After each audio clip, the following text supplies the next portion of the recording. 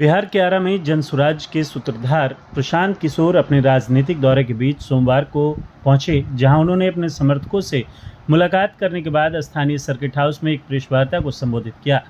इस दौरान प्रशांत किशोर ने बिहार की बदहाल स्थिति पर चर्चा करते हुए युवाओं की बेरोजगारी, किसान और उनकी किसानी के अलावा शिक्षा के गिरते स्तर को लेकर काफ़ी चिंतित नजर आए और इसके पीछे केंद्र, राज्य सरकार और विपक्षी दलों को जिम्मेवार ठहराते हुए उनके खिलाफ जमकर हमला बोला। प्रशांत किशोर ने राजद नेता और बिहार के पूर्व उप मुख्यमंत्री तेजस्वी यादव के द्वारा आगामी 10 तारीख से बिहार की यात्रा पर निकलने के सवाल पर काफ़ी गुस्से में नजर आए और तेजस्वी यादव पर राजनीतिक हमले करते हुए कहा कि अगर तेजस्वी यादव में दम है तो किसी एक विधानसभा में पैदल चलकर दिखा दें। ये यात्रा पर क्या निकलेंगे, 25 गाड़ी आगे 25 गाड़ी पीछे, एयर कंडीशन बस में बैठकर खाने का 2-4 फोटो जारी कर देंगे, 2-4 मुरेठा बांधेंगे, 4 लोगों को गाली गलौज करेंगे, कहानी खत्म हो जाएगी। देखिए ये लोगों को कैसे मूर्ख बनाते हैं, फिर लोगों को भरमाएंगे कि हम सरकारी नौकरी दे देंगे। देखिए ये लोगों को कैसे मूर्ख बनाते हैं, कहते हैं कि 10 लाख नौकरी दे देंगे। नीतीश कुमार गांधी मैदान में खड़े होकर यह आदमी कहता है कि हम 20 लाख लोगों को नौकरी दे देंगे। यह आंकड़ा याद रखिए कि बिहार में चपरासी से लेकर मुख्य सचिव तक 75 वर्ष में जितने लोगों को सरकारी नौकरी अभी मिली हुई है, टोटल संख्या 23 लाख है। ये 23 लाख लोग ही बिहार में सरकारी नौकरी करते हैं। यह बेवकूफ़ बनाने वाले नेता कह रहे हैं कि हम 10 लाख नौकरी हम एक ही साल में दे देंगे। चपरासी से लेकर मुख्य सचिव तक हर आदमी की काउंटिंग कीजिएगा तो सिर्फ 23 लाख लोग यानी 1.97% लोग ही सरकारी नौकरी में हैं और कहते हैं कि हम सरकारी नौकरी देकर बिहार को सुधार देंगे। अगर मान भी लिया जाए कि दे देगा तो 98% लोगों को तो नौकरी से लेना देना ही नहीं है, ना है और ना होगा। तो उसकी यात्रा को हम क्या देखें। प्रशांत किशोर ने आगे कहा कि तेजस्वी यादव की पहचान क्या है। तेजस्वी यादव ने समाज के लिए ऐसा कौन सा पराक्रम किया है जिसको लेकर हम उस पर टिप्पणी करें। उनकी पहचान यह है कि वह लालू यादव के लड़के हैं और लालू यादव का दल है आरजेडी, तो उसके वह नेता हैं। आपका अपना दुकान है तो आपका लड़का उस दुकान का मालिक बन जाएगा। इसके लिए उसे कुछ परिश्रम और पराक्रम की कोई ज़रूरत नहीं है, लेकिन दुकान से जो लोग सामान खरीदने आएंगे तभी उसकी क्षमता और विद्वता देखी जाएगी। तेजस्वी यादव आरजेडी के लीडर हैं और लीडर इसलिए हैं कि वह लालू यादव के लड़के हैं, बस इतनी ही उनकी पहचान है। इसके आगे की पहचान अगर उन्हें बनानी है तो वो उसके लिए परिश्रम करना होगा, काम करना पड़ेगा और करके कुछ दिखाना पड़ेगा, लेकिन अभी तक कुछ ऐसा दिखा नहीं है। जबकि प्रशांत किशोर ने तेजस्वी यादव की शैक्षणिक योग्यता पर भी सवाल खड़ा करते हुए कहा कि तेजस्वी यादव विद्यार्थी के तौर पर अभी तक बहुत बड़ा टॉप तो हुए नहीं और ना ही कोई तोप भी छोड़ा है। मैं ये नहीं मानता हूँ कि डिग्री पाने से कोई आदमी समझदार हो जाएगा। हम लोगों के माँ बाप दादी घर में बहुत सारे ऐसे लोग हैं जो पढ़े लिखे नहीं हैं, लेकिन फिर भी वह समझदार हैं। परिस्थितिवश आप पढ़ाई नहीं कर पाए, स्कूल नहीं जा पाए, साधन नहीं था, पैसा नहीं था, वह अलग की बात है, लेकिन जिसके माँ बाप मुख्यमंत्री हैं और वह बच्चा 10वां पास नहीं किया तो यह दर्शाता है कि शिक्षा के प्रति आपकी सोच क्या है। जो आदमी 9वां फेल है वह आदमी बता रहा है कि हम बिहार के विकास का रास्ता बता देंगे, जिसको यह नहीं मालूम है कि जीडीपी क्या है और जीडीपी ग्रोथ क्या है। वो बता देगा कि बिहार का सुधार कैसे होगा। मतलब जो बिहार को कह रहा है कि हम सोशलिस्ट हैं, हमारे पुरखों का समाजवाद है, जो व्यक्ति समाजवाद का डेफिनेशन नहीं बता सकता है वह समाजवाद पर चर्चा करेगा। मैं तेजस्वी यादव को खुली चुनौती दे रहा हूँ कि जरा खड़े होकर 5 मिनट सोशलिज्म पर 5 लाइन बिना कागज़ पढ़े बोल दे तो मैं जान जाऊंगा सोशलिज्म है क्या। सिर्फ वह बता दे वही काफ़ी है। तेजस्वी यादव बता दे, हम उनको नेता मान जाएंगे। 10 दिन कोचिंग ट्यूशन करके आओ और रात को इसके बाद कमरे पर आकर 5 मिनट सिर्फ यही बता दो कि सोशलिज्म है क्या, तो मैं मान जाऊंगा। वहीं लोगों से अपील करते हुए प्रशांत किशोर ने कहा कि समाज क्या है, समाजवाद इतना हल्का मत लीजिए। या बिहार में पिछले 30 वर्ष से जो शर्ट के ऊपर गंजी पहन ले उसी को आप लोग नेता बना लिए हैं। ना जिसको भाषा का ज्ञान है, ना जिसको विषय का ज्ञान है, ना शब्दों की समझ है। जो जितना गलत बोल रहा है, जो जितना बड़ा लंपट है, उसी को आप लोग कहते हैं कि ज़मीनी नेता है। इसलिए यह दुर्दशा हो रही है। बिहार ज्ञान की भूमि रही है, यहाँ भगवान को आकर ज्ञान मिला है। बुद्ध महावीर जहाँ पैदा हुए वहाँ पर अनपढ़ और लंपटों को हम लोग नेता मानकर गौरवान्वित महसूस कर रहे हैं और ऐसा दिया गया है। समाज में कोई पढ़ा लिखा बच्चा ही नहीं है। नीतीश कुमार एक इंजीनियर हो गए तो लोग बता रहे हैं कि इसे पढ़ा लिखा कोई और है ही नहीं। अरे भाई, बिहार के हर गांव में नीतीश कुमार से ज़्यादा पढ़ा लिखा, ईमानदार और समझदार व्यक्ति है। ज़रूरत है तो बस उन बच्चों को ढूंढ कर निकालने की इसलिए उन्हें मौका दीजिए। यहाँ किसी की बपौती नहीं है कि यही रहेंगे। इधर प्रशांत किशोर से जब जातीय जनगणना को लेकर सवाल पूछा गया तो उनका कहना था कि जातीय जनगणना करानी चाहिए और उस हिसाब से उस वर्ग को लाभ भी मिलना चाहिए, लेकिन यहाँ जातीय जनगणना के नाम पर सिर्फ राजनीति की जा रही है। अगर जातीय जनगणना पर देश की बड़ी पार्टी कांग्रेस चिंतित है तो सबसे पहले उसके जिन राज्यों में सरकार है उन राज्यों में जातीय जनगणना कराकर उस वर्ग के हिस्सेदार लोगों को आर्थिक लाभ दे, ताकि वह राज्य मिसाल के तौर पर सामने आए और फिर उसे देख पूरे देश भर के राज्य भी आगे आकर इस कदम को बढ़ाएं। जबकि प्रशांत किशोर ने जनसुराज के फंडिंग को लेकर भी अपनी बातों को रखा और बारीकी से समझाया कि वह इतने बड़े पार्टी और चुनाव को आर्थिक रूप से कैसे हैंडल कर रहे हैं और भविष्य में कैसे काम करेंगे। आप बताइए वैसे देख ले, तेजस्वी यादव दम हो तो किसी एक विधानसभा क्षेत्र में पैदल चल के दिखा दे। यात्रा पर क्या निकलेंगे, 25 गाड़ी आगे 25 गाड़ी पीछे, एयर कंडीशन बस में बैठ के खाने का 2-4 फोटो जारी करेंगे, 2 मुरेठा बांधेंगे, 4 लोगों को गाली गलौज करेंगे, कहानी खत्म। फिर लोगों को भरमाएंगे कि हम सरकारी नौकरी दे देंगे। देखिए ये लोगों को कैसे मूर्ख बनाते हैं ये लोग। कहता है 10 लाख लोगों को नौकरी दे देंगे। नीतीश कुमार खड़ा हुआ गांधी मैदान में, आदमी कहता है कि हम 20 लाख नौकरी दे देंगे। यह आंकड़ा याद रखिए, बिहार में चपरासी से लेकर मुख्य सचिव तक 75 वर्ष में जितने लोगों को सरकारी नौकरी अभी मिली हुई है, टोटल संख्या है 23 लाख। 23 लाख लोग ही बिहार में सरकारी नौकरी करते हैं। ये बेवकूफ बनाने वाले नेता कह रहे हैं कि हम 10 लाख 1 साल में दे देंगे। चपरासी से लेकर मुख्य सचिव तक हर आदमी की काउंटिंग कीजिएगा तो सिर्फ 23 लाख लोग 1.97% लोग ही सरकारी नौकरी में हैं। और कहता है हम सरकारी नौकरी देके बिहार को सुधार देंगे। अगर मान भी लिया जाए कि दे देगा तो 98% आदमी को तो नौकरी से कोई लेना ही देना नहीं, ना है ना होगा। तो उसकी यात्रा को क्या देखें भाई। तेजस्वी यादव की क्या पहचान है? तेजस्वी यादव ने समाज के लिए कौन सा ऐसा पराक्रम किया है जिसके लिए हम उस पर टिप्पणी करें? तेजस्वी यादव की पहचान ये है कि लालू यादव के लड़के हैं। लालू यादव का दल है आरजेडी, तो उसके वो नेता हैं। आपका अपना दुकान है तो आपका लड़का उस दुकान का मालिक बन जाएगा कल। उसके लिए उसको कुछ परिश्रम तो करना नहीं है। लेकिन दुकान से लोग सामान खरीदने आए तब ना आपको कुछ उसकी क्षमता विद्वता देखी जाएगी। तेजस्वी यादव आरजेडी के लीडर है और वो लीडर इसलिए हैं कि वो लालू यादव के लड़के हैं। इतनी उनकी पहचान है। इसके आगे की पहचान उनको बनानी है तो उसके लिए परिश्रम करना पड़ेगा, काम करना पड़ेगा, करके कुछ दिखाना पड़ेगा। अभी तक ऐसा कुछ दिखा नहीं। ना विद्यार्थी के तौर पर उन्होंने बहुत बड़ा कोई तोप मारा है, तोप छोड़ा है।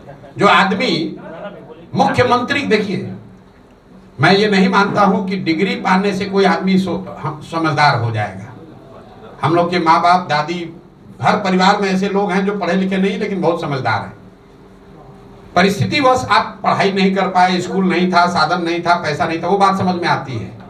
लेकिन जिसके माँ बाप मुख्यमंत्री हैं वो बच्चा 10वां नहीं पास किया तो ये दिखाता है कि शिक्षा के प्रति आपकी सोच क्या है। जो आदमी 9वां फेल है वो बता रहा है कि हम बिहार के विकास का रास्ता बता देंगे।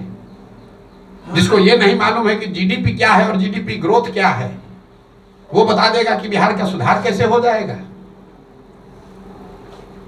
मतलब जो बिहार जो कह रहा है कि हम सोशलिस्ट, हमारे पुरोधा, हमारे पुरखों का समाजवाद है, समाजवाद का जो डेफिनेशन खड़ा होकर नहीं बोल सकता है वो समाजवाद पर चर्चा करेगा। वो समाजवाद पर चर्चा करेगा। तेजस्वी यादव को मैं चुनौती दे रहा हूं, जरा खड़े होकर सोशलिज्म पर 5 लाइन बोल दो बिना कागज देखे हुए। तो क्या सोशलिस्ट है, सोशलिज्म है क्या, खाली ये बता दो, बता दो, हम मान लेंगे, आपको नेता मान लेंगे। 10 दिन कोचिंग ट्यूशन करके आओ, आपके कैमरे पर कह रहा हूं। 10 दिन कोचिंग ट्यूशन कर लो, रट लो, उसके बाद कैमरे पर आकर सोशलिज्म पर 5 मिनट बोलकर बताओ कि सोशलिज्म है क्या, क्या है समानता, क्या है समाजवाद। इतना हल्का मत कीजिए। ये बिहार में पिछले 30 वर्ष में जो शर्ट के ऊपर गंजी पहन ले उसी को आप लोगों ने नेता बना दिया। न जिसको भाषा का ज्ञान है, न विषय का ज्ञान है, न शब्दों का समझ है। जो जितना गलत बोल रहा है, जो जितना बड़ा लंपट है, उसी को आप लोग बताते हैं जमीनी नेता है। इसीलिए ये दुर्दशा हुई है। ये ज्ञान की भूमि रही है। यहाँ भगवान को आकर ज्ञान मिला है। बुद्ध महावीर जहाँ पैदा हुए, वहां पर अनपढ़ और लंपटों को हम लोगों ने नेता मानकर और अपने आप को गौरवान्वित फील कर रहे हैं। और ऐसा मान लिया है कि समाज में कोई पढ़ा लिखा बचा ही नहीं है। नीतीश कुमार एक इंजीनियर हो गया तो लोग बता रहा है कि इससे बड़ा कोई पढ़ा लिखा है ही नहीं। अरे भाई, बिहार के हर गांव में नीतीश कुमार से ज्यादा पढ़ा लिखा और समझदार व्यक्ति है। जरूरत है कि उन बच्चों को ढूंढ कर निकाला जाए, उनको मौका दिया जाए। इनका कोई बपौती है, यही रहेंगे। राहुल गांधी जातीय जनगणना पर बोल रहे हैं। जनगणना के हम पक्ष में हैं। जाति जनगणना होनी चाहिए। कोई भी गणना सर्वे जो सरकार कराना चाहे, जिससे कि समाज के अलग अलग वर्गों की जानकारी, स्थिति के बारे में जानकारी मिले, वो होना चाहिए। लेकिन जाति जनगणना हो जाने से सबकी स्थिति अगर सुधर जाती तो कोई ये पूछ नहीं रहा है कि भाई आजादी के बाद से अनुसूचित जाति जनजाति SC ST समाज की तो गणना हो रही है, फिर उसकी स्थिति क्यों नहीं सुधरी। बिहार में आपने जाति जनगणना करा लिया, आपने घोषित किया कि हर परिवार को 2 लाख रुपया देंगे। जरा बताइए किस किस परिवार को 2 लाख रुपया मिला है भैया? भाई, महागठबंधन की सरकार में नीतीश कुमार ने कहा ना जातिगत जनगणना हो गया, तो 30 वर्ष से जिन पिछड़ों को बेवकूफ बनाकर उनके नाम की इन्होंने राजनीति की, उन्हीं के सर्वे ने बताया कि उसके आर्थिक, सामाजिक, शैक्षणिक स्थिति में कोई सुधार नहीं हुआ। इन लोगों ने उसके बाद कहा कि हर परिवार को 2 लाख रुपया देंगे। ये बात पत्रकार भी भूल गए। कोई नहीं पूछ रहा भाई 2 लाख रुपया का क्या हुआ। वो 2 लाख रुपया कब दोगे? जल्दी दो, जल्दी दो 2 लाख रुपया प्रति परिवार। जैसे तेजस्वी यादव ने कह दिया 10 लाख नौकरी दे देंगे, वैसे नीतीश कुमार ने कह दिया हर परिवार को 2 लाख रुपया दे देंगे। कहां से दे दोगे भाई?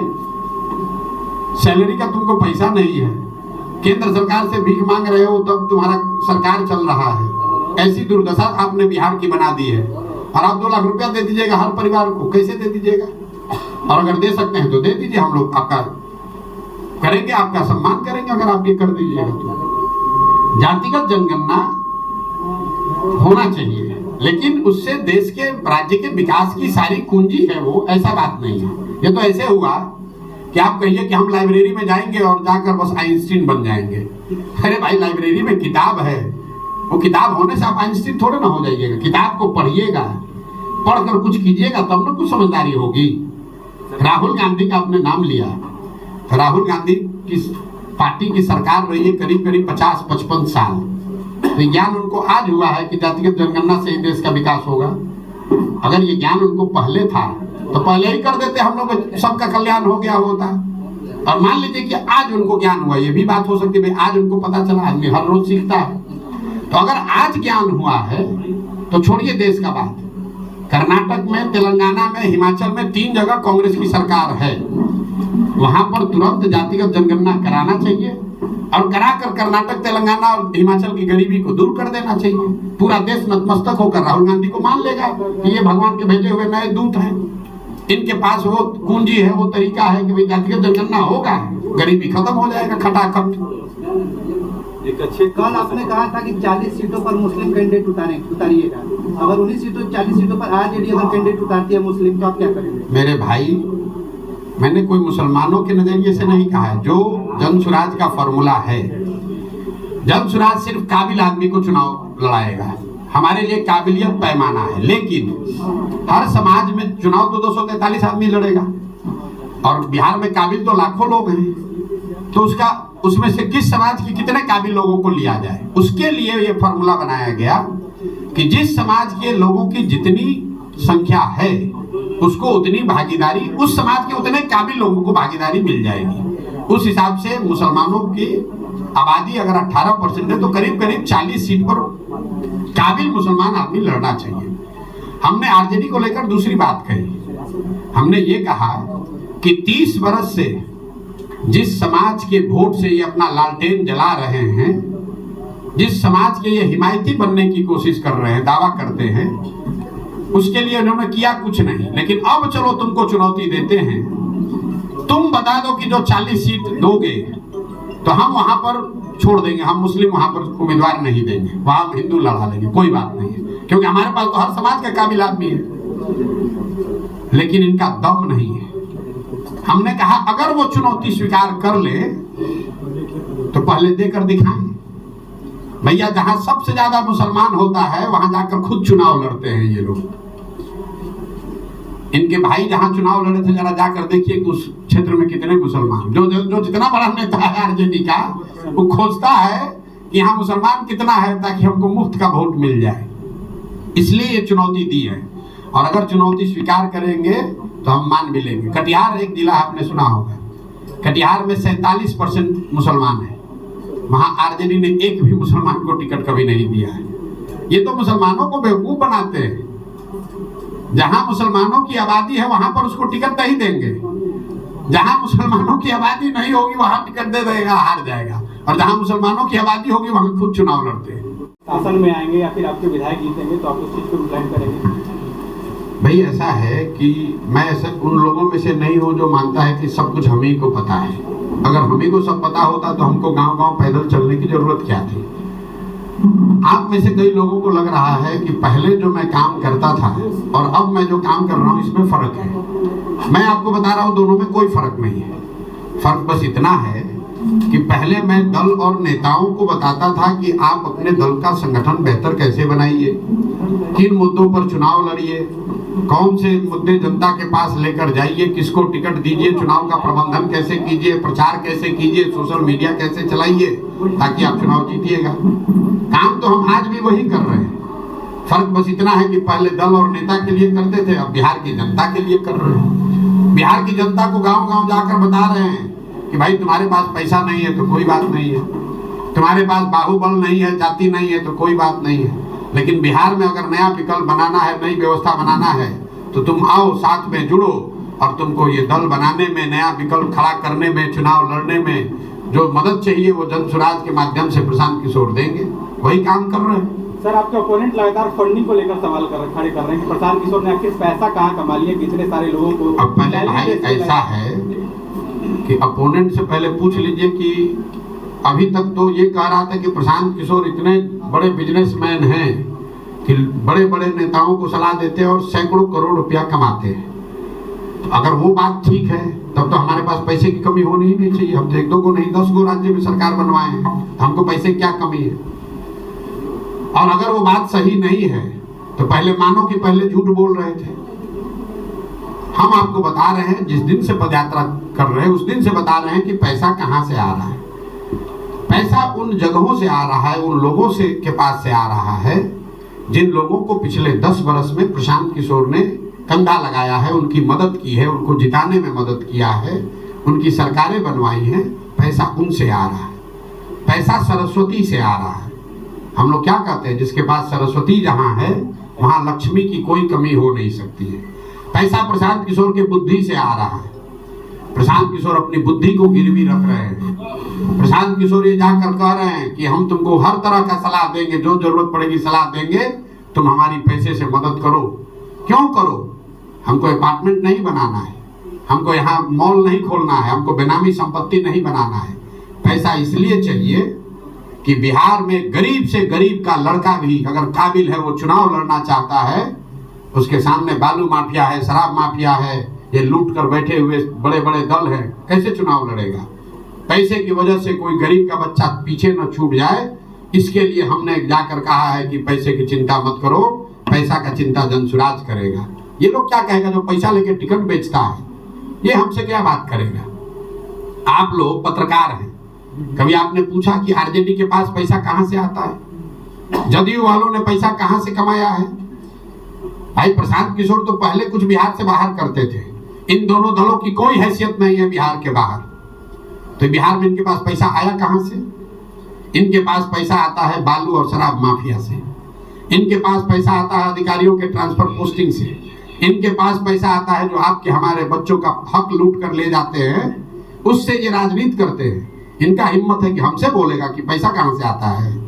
हम पैसा चोरी किए? कोई बिहार का आदमी खड़ा होकर बता दे 1 रुपया भी प्रशांत किशोर ने किसी से लिया हो, अगर एक किसी का मैंने चाय भी पिया हो तो बता दे। लेकिन बिहार के लोगों को ये जरूर बता रहे हैं कि तुम्हारा एक भाई, तुम्हारा एक बेटा तुम्हारे आशीर्वाद से इस जगह पर है, तुम पैसे की चिंता मत करो, अपने बच्चों के भविष्य की चिंता करो, हम तुम्हारे लिए पैसा ला कर देंगे।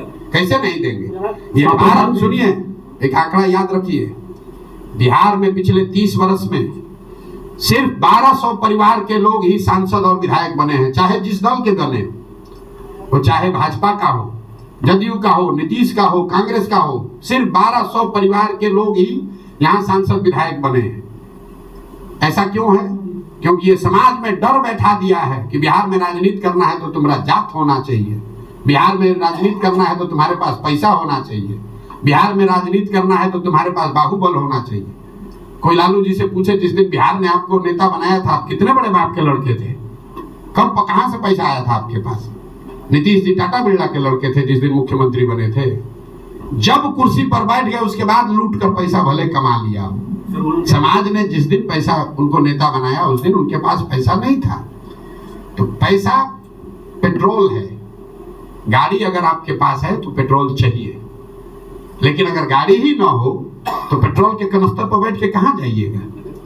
हम पैदल चल रहे हैं, समाज को जगा रहे हैं, तो समाज पैसे की व्यवस्था भी करेगा।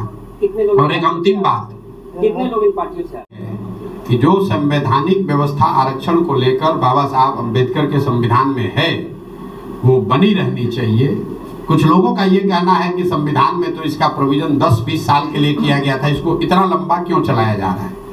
तो संविधान में ये व्यवस्था 10-20 साल के लिए इसलिए की गई थी कि जब 10-20 साल में समाज के वो वर्ग सामान्य वर्गों के बराबर आ जाएंगे, लेकिन वो किसी वजह से नहीं आए। तो आरक्षण की व्यवस्था तब तक चलनी चाहिए जब तक जिन वर्गों को आरक्षण का लाभ मिल रहा है वो सामान्य वर्गों के बराबर आर्थिक, सामाजिक, शैक्षणिक नजरिए से उनके बराबर ना हो जाए। मान लीजिए कि गरीबी हटाओ कार्यक्रम शुरू किया गया 1980 में, तो अगर गरीबी 5 वर्ष में 10 वर्ष में नहीं हटी तो क्या गरीबी हटाने का कार्यक्रम बंद कर दिया जाएगा? आपको रोग है, आपको डॉक्टर ने दवा दी कि आप 2 महीना खाइए, ठीक हो जाइएगा, लेकिन अगर 2 महीना में रोग ठीक नहीं होगा तो दवा खाना छोड़ दीजिएगा, तब तो गड़बड़ हो जाएगा ना। तो आरक्षण की व्यवस्था जो संविधान में है वो बनी रहनी चाहिए, तब तक बनी रहनी चाहिए जब तक जिन वर्गों को इसका लाभ मिल रहा है उनकी सामाजिक, राजनीतिक, शैक्षणिक स्थिति सामान्य वर्गों के बराबर न हो जाए।